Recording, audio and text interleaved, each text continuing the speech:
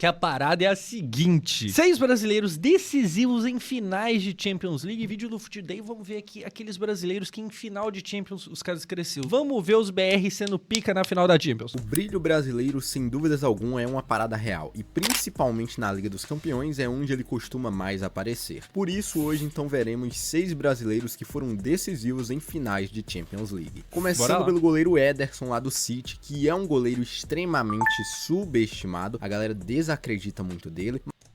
Pô, vocês acham o Ederson subestimado? Tipo assim, eu acho que tem respeito pra caramba sobre ele. Eu prefiro o Alisson, tá ligado? Mas ninguém nega que a saída com os pés do Ederson é melhor. A gente tava falando outro dia sobre a parada dele ter 6 assistências na Premier League, o que faz dele o goleiro com mais assistências na história do campeonato. Eu não vejo muito, tipo, o pessoal falar... O pessoal tá falando que acha, sim, ele subestimado. Não acho que, tipo assim, pô, ele é bom, mas a galera não vê isso. Não sinto isso nele, não. Na verdade, muita gente até pede ele titular em detrimento do Alisson. Então, eu acho que até o contrário, no caso. Mas eu acho que ele ganhou seu charme, principalmente após a final da Champions League na temporada 22-23. O Ederson é um desses caras que jogaram há muito tempo pelo City, né? E que assim como todo o resto do elenco, ele é...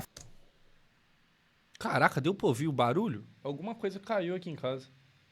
Enfim, os fantasmas que se resolvam pra lá. Deixa eu fazer minha live aqui, né? Afirmou que o seu maior sonho era chegar Deu pra ouvir, não? Deu um estouro aqui atrás que o robozinho de limpeza deve ter derrubado alguma coisa. em uma final de Liga dos Campeões e ganhar aquela final. Algo que aconteceu, né, ali na temporada em que o Chelsea foi campeão, mas o City acabou tropeçando com um errinho bobo dos seus jogadores e também do próprio Ederson, que estava muito adiantado no lance do gol. E após essa decepção, o City continuou tentando e na temporada 22-23 o City provou do mesmo mal que o Palmeiras provou, né? Kai Havertz chegava mais uma vez na final e aquele peso da Champions League ficou para trás naquela partida. Mas antes de falarmos sobre a final e principalmente sobre as defesas que o Ederson fez, vale ressaltar que o Ederson estava sendo bastante contestado no City, pois não vinha defendendo muita coisa durante...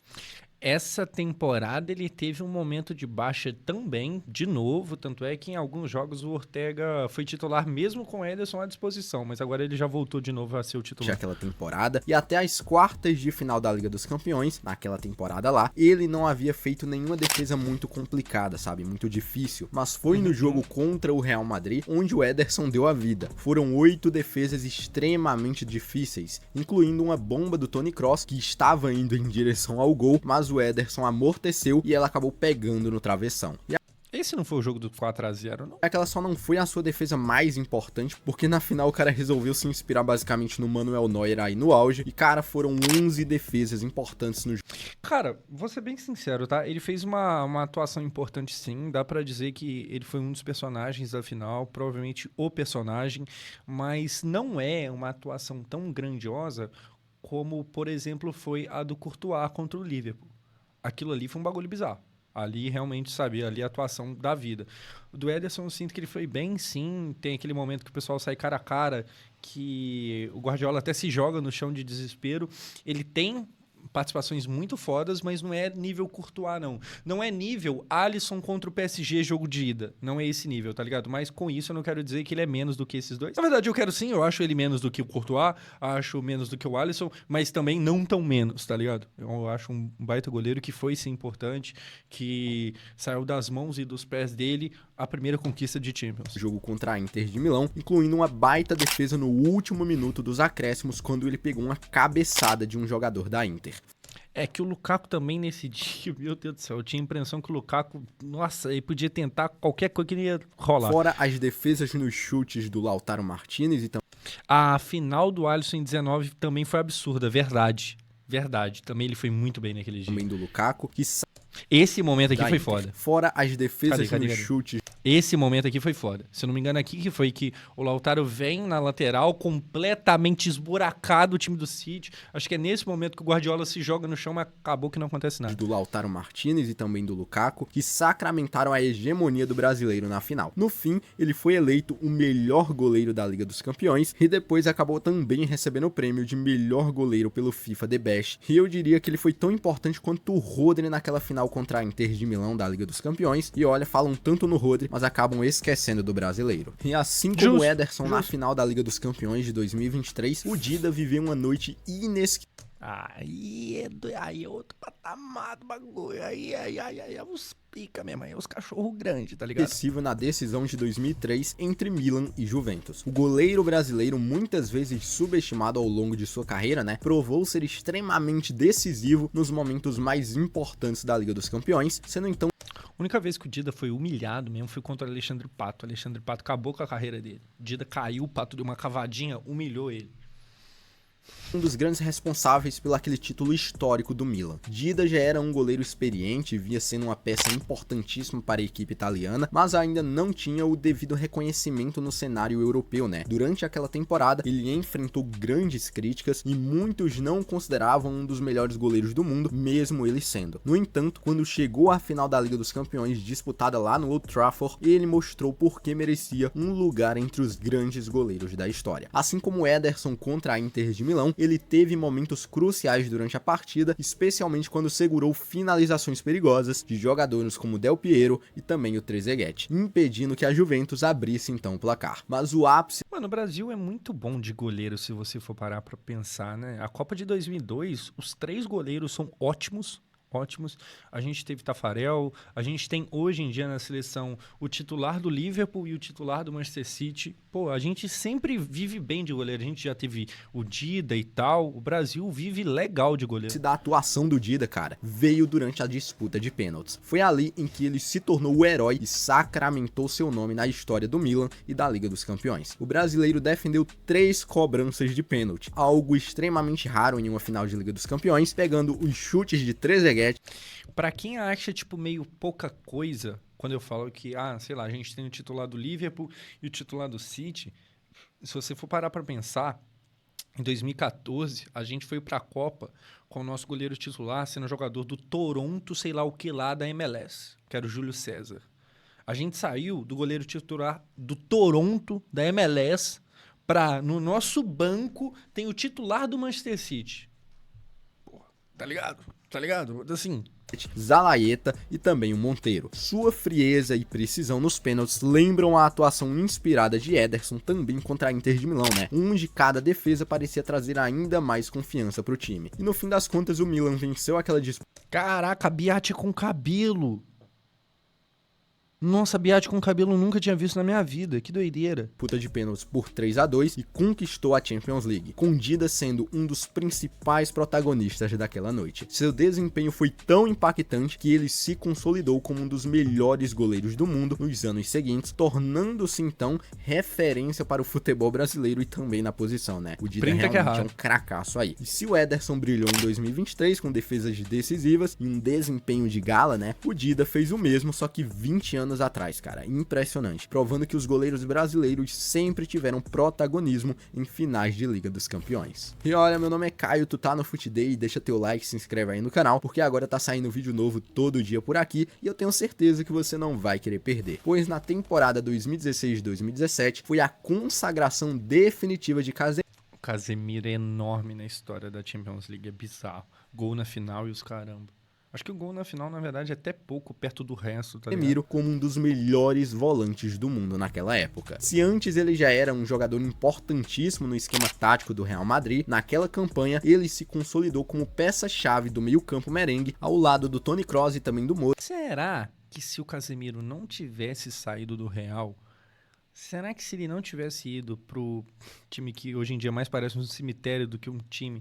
o United, será que ele ainda hoje estaria em nível suficiente para estar na seleção, por exemplo? Seria o nosso titular incontestável? Ou a idade, tipo, faria ele realmente cair? Tipo, se ele tivesse no Real, ele estaria sendo, sei lá, a terceira opção e de qualquer jeito não estaria jogando bem. Questionamentos. O pessoal tá falando, acho que sim. É porque hoje em dia quase todo mundo que vai pro United dá uma degringolada, né? Então... a gente tem base pra imaginar que o United já atrapalhou legal. Modric formando um dos... Se eu não me engano, na época que ele foi pra lá, é porque o Real Madrid não pagava tão bem assim, questão de salário, e a Premier League hoje em dia tem muita grana e tal. Se eu não me engano, foi por causa disso, tá ligado? O Real Madrid, tipo, não era tão legal financeiramente pra ele. O United apareceu com uma oportunidade, era a chance de ganhar mais dinheiro sem precisar necessariamente ir pra Arábia da vida. Então, faria sentido ali, fazia sentido, né? É que acabou sendo um tiro no pé do caramba. Se bem que financeiramente ele tá ganhando lá o salário dele, então show de bola. Os mais dominantes da história da Champions League aí. E a final contra a Juventus foi a prova definitiva. Ele teve várias lesões lá também. Então, é porque o United é isso, cara. É uma mistura de azar com incompetência. Sabe, tem algum bagulho que acontece lá que, meu Deus do céu, o Ferguson saiu e o time morreu. Algum bagulho... Nossa, tem algum sapo enterrado naquele lugar. De sua grandeza, né? Antes de chegarmos ao jogo decisivo, vale lembrar que o Casemiro nem sempre teve esse status de titular absoluto no Real, né? Quando retornou do Porto, na temporada anterior, né, a essa, ainda precisava provar um pouco do seu valor, e o Zidane foi um dos grandes responsáveis por dar a ele o protagonismo que ele merecia, e a sua função no time era bem clara, né? Dar equilíbrio ao time, proteger a defesa e liberar os meias pra jogar, mas Seu faz tudo, basicamente. além da marcação impecável que ele fazia, Casemiro também mostrou que sabia decidir grandes jogos. O jogo começou muito equilibrado, cara, com o Cristiano Ronaldo abrindo o placar, obviamente, né? Mas o Mandzukic basicamente empatou com um golaço de voleio. No segundo tempo, porém, o Casemiro entrou em cena aos 61 minutos daquela partida. Ele arriscou um chutaço de longe, a bola acabou desviando e enganou o Buffon, colocando o Real Madrid novamente à frente do placar. Esse gol foi um dos momentos mais simbólicos da final, pois quebrou a resistência da Juventus durante aquela partida, que até então estava bem demais naquele jogo. A partir dali, o Real Madrid deslanchou de vez, com o Cristiano Ronaldo e o Asensio fechando a goleada por 4-1, mas o impacto do Casemiro foi muito maior do que apenas o gol. Durante os 90 minutos, ele foi um verdadeiro monstro na marcação, anulando o Dybala e o Higuaín, além de ganhar praticamente todas as disputas no meio-campo, uma atuação extremamente suprema do Casemiro, que tem que ser lembrada e aplaudida de pé. Com essa atuação, o Casemiro e Thiago Silva, a gente não ter mais esses caras para a próxima Copa é foda, tá? São dois caras que talvez tenham sido os dois melhores da última Copa, falando de Brasil, e nenhum dos dois tem hoje em dia nível para a seleção. Ou, sei lá, talvez você entenda que o Thiago ainda tem, mas ele não está sendo convocado, então a gente não vai ter ele lá. É complicado suprir a falta, tá? Casemiro não só garantiu mais um dois pilares da seleção. Título para o Real Madrid, como também se firmou como um dos pilares. Mas relaxa, rapaziada, tem Danilo, tá bom? Tem Danilo, tem... da equipe nas conquistas seguintes nos próximos anos. E se em 2016 ele já havia sido fundamental contra a Juventus, em 2017 ele deixou sua marca de forma ainda mais evidente, mostrando que, além de ser um volante defensivo de elite, também sabia decidir no ataque, tá? E se tu tá gostando do vídeo, deixa o teu like, isso é super importante, beleza? E antes de falarmos sobre o gol... Não tem como, né? Não tem como, né? O homem que o primeiro gol dele com a camisa do time é simplesmente um gol de final de Champions League. Impossível fazer um vídeo desse aqui no teu Beletada. De Juliano Belletti, cara. É importante lembrar que o Belletti nunca foi uma estrela no time, tá? Ele era um jogador muito consistente, cumpria muito bem sua Pô, essa história é impressionante. Essa história é incrível. função na defesa e apoiava o ataque quando necessário, mas nunca teve o protagonismo de jogadores como o Ronaldinho, né? O Samuel Eto'o e também o Deco, durante aquela campanha na Ele era um lateral, então até funções diferentes aí e tal. Você espera muito menos de um lateral ofensivamente. Champions. Ele foi importante na rotação do elenco, mas não era o nome que a torcida, sei lá, cara, esperasse que decidisse uma final, tá ligado? Já que eles basicamente tinham um pelotão de elite, sabe? O jogo começou complicado para o Barcelona, o Arsenal acabou abrindo o placar muito cedo com um gol do Campbell, e para piorar, o goleiro Jens Lehmann, cara, foi expulso ainda no primeiro tempo, o que obrigou os ingleses a se fecharem ainda mais na defesa. E o Barça pressionava e pressionava, mas não conseguia furar o bloqueio até que aos 76 minutos, Eto'o acabou empatando, o título ainda estava em aberto e foi aí que Belletti entrou para a história do clube. Aos 81 minutos, depois de uma jogada magnífica construída, o lateral recebeu um passe dentro da área e de perna direita finalizou muito forte. A bola passou entre as pernas do goleiro e morreu no fundo da rede, decretando a virada e o título do Barcelona. Belletti saiu correndo. Viado, imagina isso. Você tá num time, você não é nem titular absoluto, tá ligado? Você não é o cara que tem a maior das morais lá, não. Tipo, você não é o cara mais pica. E aí, você dá a sorte do seu primeiro gol. E, na verdade, o único, que eu acho que ele saiu do Barcelona sem fazer mais nenhum outro. Se eu não me engano, é isso. Mas seu primeiro e único gol ser no dia da final da Champions League. Que isso, velho? Que isso? Indo muito emocionado, cara, chorando, pois sabia que tinha acabado de fazer o gol mais importante da sua vida. E esse gol, cara, foi o seu único gol pelo Barcelona, tá? Olha lá. Realmente, depois ele não fez mais nenhum. Cara, é absurda essa história, absurda. Temporadas no clube, Belletti nunca havia marcado sequer um golzinho, e justamente na final da Liga dos Campeões. Eu ia, tipo assim, o gol acontece, a bola bate na rede e eu ia falar, não, tô sonhando. Eu com certeza estou dormindo. Na verdade, nada disso aqui é real. Estamos na madrugada que antecede ao jogo e eu estou sonhando, tá ligado? Porque não é possível. Ele descreveu seu nome na história do clube catalão. Sua trajetória lembra um pouco a de grandes jogadores brasileiros, né, que surgem como heróis inesperados em decisões, como o Casemiro lá em 2016, 2017 e o Dida em 2003. O título do Barcelona de 2006 foi o primeiro da era moderna do Barcelona e Belletti sempre será lembrado. Sabe outro grande brasileiro na história do Barcelona? Douglas, ex-São Paulo. Enorme. Nossa, o pessoal lá só... É Messi Douglas, tá ligado? Assim, mesmo patamar. Como o autor do gol sagrado, que deu início a uma nova era de conquistas para esse clube. E o próximo da lista é o Vinícius Júnior, que protagonizou 2 gols importantes em 2 edições importantes na Liga dos Campeões, mas a que a gente escolheu aqui foi da temporada 21-22. A temporada 21-22 foi o divisor de águas na carreira do Vinícius Júnior, depois de anos sendo criticado por finalizações. Posso falar um bagulho? Se o futebol fosse um esporte justo, o Liverpool era campeão naquele ano. Porque o Liverpool jogou muito mais na final. O problema é que Courtois, se bem que também tem que ser olhado pelo mérito do Courtois, né? Porque ele também fez por onde. Mas assim, Courtois, sobrou uma bola, Van Dijk virou de bunda pro Valverde que ia cruzar, aparece o Vinícius Júnior, 1-0, é isso aí, tchau, obrigado. Você chutou 16 vezes no nosso gol? Beleza, mas é 1-0 para nós. De falta de objetividade, né? Ele acabou calando os críticos e se tornou um dos jogadores mais decisivos do planeta. Com números impressionantes e atuações brilhantes, né? O brasileiro foi fundamental para o Real Madrid conquistar tanto a La Liga quanto a Liga dos Campeões naquela temporada. E com a chegada do Carlo Ancelotti por lá, Vini Júnior ganhou mais liberdade ofensiva e formou uma parceria letal com o Cara, esse confronto Vini versus Bayern nessa Champions, Santa ida quanto a volta. Nossa, esse confronto dele foi absurdo. Em Benzema, que olha, tinha criticado o Vinícius Júnior anteriormente, tá? E o impacto... O Kimmich tá até agora tentando achar o tempo de bola pra parar ele, tá ligado? Mas não tá conseguindo. Até hoje ele tá lá no campo. Foi imediato. Terminou a temporada com 22 gols e 20 assistências, sendo peça-chave em várias viradas históricas. 22 gols. O Rafinha já tá com 27. Claro que o Vini fez em reta final de Champions e tal, mas assim, só pra efeito de comparação...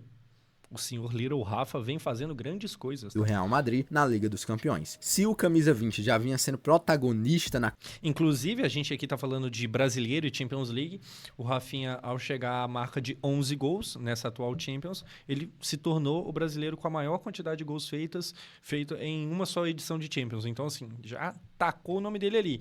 Agora, precisa do títulozinho pra terminar de vir o resto. Campanha, né? Ele reservou o melhor momento para o final, sabe? Contra o Liverpool. Em um jogo tenso, com o Courtois fechando o gol e o time inglês pressionando bastante, né? Foi de Vinícius Júnior o gol do título. Aos 59 minutos, ele apareceu no segundo pau para completar o cruzamento do Valverde e garantir então a 14ª Champions League. Cara, eu não lembro, ser bem sincero, eu não lembro da atuação individual do Salah nesse dia. Salah foi bem? Eu não lembro. Porque ele tem uma paradinha de dar uma sumidinha em jogo grande de Champions, né? Tem essa reclamação sobre ele. E, tipo assim, pô, o Courtois defendeu 35 chutes. Alguns devem ter saído do pé dele, mas eu não lembro, no geral, se ele foi bem ou mal nesse dia. Não lembro. E do Real Madrid. A comemoração, obviamente, foi uma consagração, né? De um jogador que passou de uma promessa muito questionada a herói do maior clube do planeta. E olha, teve também gol dele em outra final, mas como eu falei, a que a gente separou foi nessa temporada, a temporada 21-22. E não tem outra, tá? Eu acredito que o momento mais... O seu sonho está realizado, menino! Decisivo entre os brasileiros foi o Neymar na temporada 2014-2015. Assim, falando de final de Champions, o gol do Neymar não é o gol que vira o placar, não. Então não sei até que ponto é importante exatamente, mas A temporada 2014-2015 foi a mais vitoriosa do Neymar. Tipo assim, ele meteu gol pra caramba naquela Champions, né? Ele foi artilheiro empatado, acho que com o Messi e o Cristiano, se eu não me engano. Pouca coisa. Mas a final em si, o gol dele... Não sei. Neymar com a camisa do Barcelona, formando o lendário trio MSN ao lado do Messi e do Suárez, o brasileiro brilhou em uma campanha histórica, ajudando o time catalão a conquistar a La Liga, Copa del Rey e também a Liga dos Campeões, e na final contra a Juventus ele teve um papel fundamental. O jogo começou muito eletrizante, com o Rakitic abrindo o placar Luiz Henrique, treinador na época, que é hoje em dia treinador do PSG, que tá fazendo o PSG low profile jogar a bola bem pra caramba. Logo nos 4 primeiros minutos da partida, né, com uma jogada coletiva muito envolvente, a Juventus empatou no segundo tempo com o Morata, mas pouco depois, Suárez colocou o Barça novamente na vantagem, aproveitando um rebote do Buffon. E então, no último lance da partida, Neymar fechou com chave de ouro aquela final. Em um contra-ataque mortal do Barça, ele recebeu um passe e finalizou com frieza para decretar então o 3-1 e garantir o 5º título europeu do Barcelona naquele ano. O gol foi inicialmente... E de lá pra cá, o Barcelona ganhou mais... nenhuma Champions League, infelizmente. anulado por um suposto toque de mão, né? Enquanto isso, o Real Madrid ganhou 46, tá ligado? Mas logo acabou sendo validado e tudo mais, confirmando a conquista e colocando o Neymar como o grande protagonista da... Pô, de lá pra cá, o Real Madrid ganhou 5, não? Tipo assim... Agora que eu tô me atentando a isso, foi 3 seguidas e depois 2 separadas. De lá pra cá, o Real Madrid igualou ao Barcelona na sua história toda. De 2015 até hoje, o Real Madrid empatou com tudo que o Barcelona fez em toda a sua história. Viado, é muito bizarro o Real Madrid na Champions League, papo 10. É muito surreal esses caras. Os caras em Champions, os caras é loucura, não tem como, é loucura. Aquela reta final. Além do gol na decisão, Neymar também foi o artilheiro na Liga dos Campeões, dividindo o posto com o Messi e também com o Cristiano Ronaldo, todos com 10 gols. Sua importância E o Rafinha hoje em dia tem 11. A importância na campanha foi muito gigantesca, cara, com atuações decisivas contra o PSG, principalmente contra o PSG, tá? Mas também contra o Bayern de Munique e, claro, na final contra a Juventus, onde ele começou a maioria das jogadas que resultaram em gols, inclusive o do seu próprio gol, né? Então o menino Ney é realmente isso aí, é pura magia. E a Champions League é um torneio onde os maiores acabam brilhando e o Brasil sempre esteve presente no centro das atenções, né? E com as novas gerações surgindo aí, a história continua sendo escrita. Quem será o próximo brasileiro a decidir uma final? Será o Rafinha agora com o Barcelona, né? Eu espero que sim. Se você gostou... Sabe o que eu espero? Sabe o que eu quero? Eu quero um Real Madrid e Barcelona na final dessa Champions League. Vini para um lado, Rafinha para o outro. Deixa o pau comer e seria a maior final de Champions de todos os tempos. Um bagulho completamente louco. Você imagina a grandiosidade de um El Clássico numa final de Champions League. Meu amigo, não me chame para nada nesse dia, eu tenho compromisso.